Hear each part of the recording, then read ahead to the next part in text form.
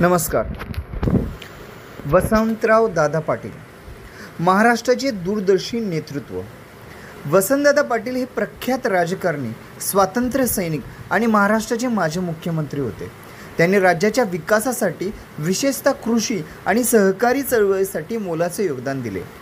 1 मार्च रोजी आपण त्यांच्या कार्याची आणि महाराष्ट्राच्या समाजावर व राजकारणावर त्यांच्या प्रभावाची आठवण करून देतो. 13 नोव्हेंबर 1917 रोजी सांगली जिल्ह्यातील जन्मलेल्या वसंतदादा पाटील यांना स्वातंत्र्य लढ्याची प्रेरणा मिळाली आणि त्यांनी स्वातंत्र्य संग्रामात सक्रिय सहभाग घेतला. यामुळे त्यांना अनेक वेळा ब्रिटिश सरकारकडून कारावास भोगावा लागला. स्वातंत्र्यानंतर त्यांनी महाराष्ट्रातील सहकारी चळवळ बळकट करण्यासाठी महाराष्ट्राची भूमिका बजावली. विशेषतः साखर कारखान्यांच्या माध्यमातून त्यांच्या प्रयत्नामुळे लहान शेतकऱ्यांना आर्थिक स्थैर्य मिळाले आणि सहकारी पद्धतीने महाराष्ट्राची कृषी अर्थव्यवस्था मजबूत झाली. वसंतदादा पाटील यांनी महाराष्ट्राचे मुख्यमंत्रीपद म्हणून 1977 ते 1978 आणि 1983 ते 1985 या काळात महत्त्वपूर्ण निर्णय घेतले.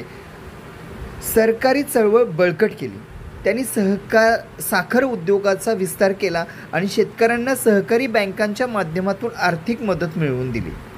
ग्रामीण भागात रस्ते, सिंचन आणि वीज पुरवठा यासारख्या क्षेत्रामध्ये मोठी कामे केली. शिक्षणाचा प्रसार करण्यासाठी त्यांनी वसंतदादा पाटील प्रतिष्ठानसारख्या संस्थांची स्थापना केली.